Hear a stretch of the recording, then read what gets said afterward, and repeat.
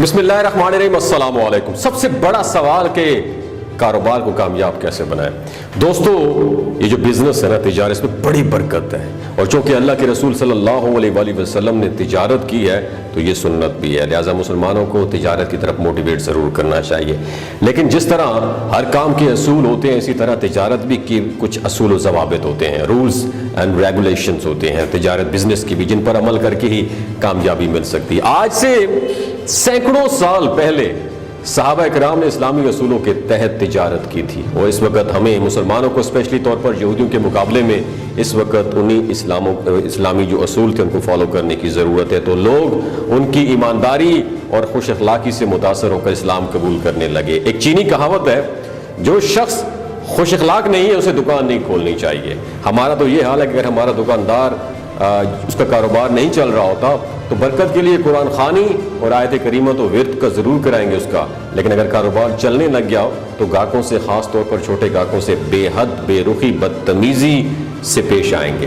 تجارت شروع کرنے اور کامیابی سے جاری رکھنے کے لیے کچھ اصول ذکر کیے جا رہے ہیں، انہیں اچھی طریقے سے یاد رکھیے اور دماغ کی کھڑکیوں کو کھول کے سنیے گا۔ پہلا اصول، قرض اور سود لے کر کاروبار شروع نہ کریں۔ معذرت کے ساتھ اس وقت ملک پاکستان میں بھی سود نے اپنی جڑیں اتنی مضبوط کر لی ہیں کہ استغفر اللہ، سود اور قرض لے کر کاروبار شروع نہ کریں۔ پہلا یہ ہے کہ قرض لے کر کاروبار ہرگز شروع نہ کریں، بلکہ پہلے کچھ بچت کریں، جمع پونجی کریں، پھر اس میں انویسٹ کریں۔ صرف قرض سے کاروبار کا آغاز کامیاب ایکسپیرینس نہیں ہے۔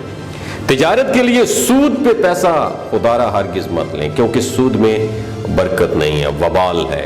سود اللہ اور اس کے رسول صلی اللہ علیہ وآلہ وسلم کے خلاف اعلان جنگ ہے۔ سود اور قرض دے کر بزنس سٹارٹ نہیں کرنا چاہیے۔ دوسرا اصول، اپنی بچت سے، اپنی سیونگ سے کاروبار بزنس سٹارٹ کریں۔ دوسرا یہ ہے کہ کاروبار پر ساری جمع پونجی نہ لگا دیں، کیونکہ کاروبار جمنے اور اس کو فروغ پانے میں it's a time taking process, بلکہ کئی بار تو برسوں لگ جاتے ہیں۔ تب تک اپنے گھریلو خرچ کے لیے رقم آپ کے پاس ضرور ہونی چاہیے۔ تیسری بات یاد رکھیں، کامیاب کاروبار کے لیے ایکسپیرینس، ایکسپوجر کا ہونا بے حد ضروری ہے۔ تیسرا یہ ہے دوستوں کہ کاروبار چاہے کچھ بھی کریں، اس کا ایکسپیرینس ضرور ہونا چاہیے آپ کے پاس۔ اس کے لیے کسی کارخانے یا دکان میں ملازمت کریں یا کوئی اور سورس اختیار کریں، اس سے آپ کو کام کی چھوٹی موٹی چھپی ہوئی اہم چیزیں بھی معلوم ہوں گی۔ اور ہمارے بعض بھائی جو ہیں وہ خلیجی ممالک میں زندگی بھر کما کر جمع کرتے رہتے ہیں، مگر بغیر کسی ایکسپیرینس کے جب ملک پاکستان میں لینڈ کرتے ہیں تو بغیر ایکسپیرینس کے کاروبار سٹارٹ کرتے ہیں، اور اسی وقت وہ فلاپ ہو جاتے ہیں اور کہتے ہیں کاروبار کبھی زندگی میں نہیں کرنا چاہیے، آپ کو جاب کرنی چاہیے۔ تو یاد رکھیں، بغیر ایکسپیرینس اور ایکسپوجر کے آپ کو بزنس سٹارٹ نہیں کرنا چاہیے۔ اور وہ لوگ کیا کرتے ہیں، نتیجتاً ساری جمع پونجی لٹا بیٹھتے ہیں اور ہاتھ پہ ہاتھ دھرے رکھ کے گھر میں بیٹھ جاتے ہیں اور دوسروں کو لان تان اور کوستے رہتے ہیں۔ چوتھی بات یاد رکھیں، اپنے پیشن اور ذوق کے مطابق کاروبار سٹارٹ کریں۔ یاد رکھیں دوستوں، کسی کی دیکھا دیکھی یا دوسروں کی باتوں میں آ کر کوئی کاروبار شروع نہ کریں۔ تجارت اسی چیز کی کریں جس کا آپ کو تجربہ ہو اور اسی کی طرف آپ کی طبیعت وہ بھی راغب ہو، یہ ہمیشہ آپ نے یاد رکھنا ہے۔ پانچویں بات یاد رکھیں، کاروبار ہمیشہ چھوٹے پیمانے سے شروع کریں۔ پانچویں بات یہ ہے دوستوں کہ جب بھی کوئی کاروبار کریں ہمیشہ چھوٹے پیمانے سے سٹارٹ کریں، پھر گریجولی اسے ترقی دینے کی کوشش کریں۔ اپنے کارخانے اور دکان کے چھوٹے سے چھوٹے کام خود بھی سر انجام دینے کی کوشش کیا کریں۔ سٹارٹ میں اگر آپ کی کوئی شاپ ہے، کوشش کیا کریں جھاڑو بھی خود لگایا کریں، صفائی ستھرائی کا کام بھی خود کیا کریں، خواہ اس کے لیے ملازم ہی کیوں نہ ہو آپ کے پاس موجود۔ کبھی کبھار ایسا بھی ہوتا ہے کہ اتفاقیہ ان کی غیر موجودگی میں، تاکہ کوئی آپ کو پریشانی نہ اٹھانا پڑے۔ چھٹی بات یاد رکھیں، اپنی ملازمین کی قدر و عزت ضرور کریں۔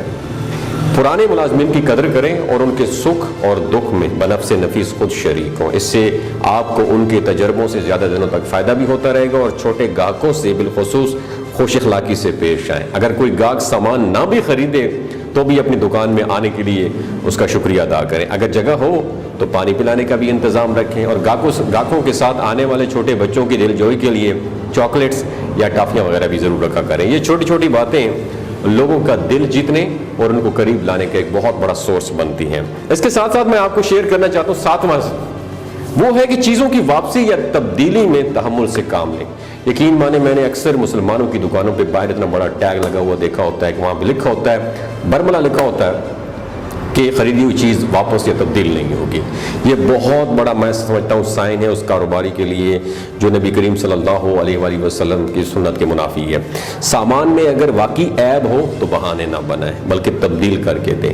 اپنے کام میں کچھ نہ کچھ دوسروں کے مقابلے میں انڈیویجویلٹی جو ہے نا، اپنی انفرادیت ضرور لے کر آئیں۔ اور آخری چیز یہ ہے کہ ہم پیشہ لوگوں سے تعلقات ہمیں دوستانہ رکھنے چاہیے، ان سے رابطے میں رہیں۔ عام طور پر یہ دیکھا ہے کہ ہم لوگ تاجر پیشہ جو لوگ ہوتے ہیں ایک دوسرے سے رقابت اور حسد رکھتے ہیں، پروفیشنل جیلسی رکھتے ہیں جو کہ انتہائی نقصان دہ ہے۔ روزانہ اخبارات کا مطالعہ کریں، کاروباری حالات پہ نظر رکھیں، اپنی قابلیت سے زیادہ بڑھ چڑھ کر دعویٰ اور وعدہ کبھی نہ کریں۔ طے شدہ وقت سے پہلے متوقع کوالٹی سے بہتر اور مقررہ لاگت سے کم میں پورا کیا جانے والا کام گاہک کے اطمینان اور آپ کی کامیابی کا سبب بنتا ہے۔ دوستو یاد رکھیے، کاروبار خالص اسلامی اصولوں پر کریں اور اپنی دنیا سمیت آخرت کو بھی بہتر بنانے کا سامان ضرور کریں۔ زکوٰۃ بالکل صحیح حساب لگا کر ادا کریں اور اپنے کاروبار کی حفاظت صدقے کے ذریعے کریں۔ اور آخری بات یاد رکھیں کہ قسم کھا کر مال بیچنے سے مال تو بک جاتا ہے مگر برکت ختم ہو جاتی ہے۔ دوستو اگر یہ اسلامی اصول کاروبار کرنے کے آپ کو اچھے لگے ہوں، دوسروں کے ساتھ ضرور شیئر کیجیے گا۔ اپنا اور اپنے ساتھ جڑے رشتوں کا خیال رکھیے گا۔ اللہ حافظ۔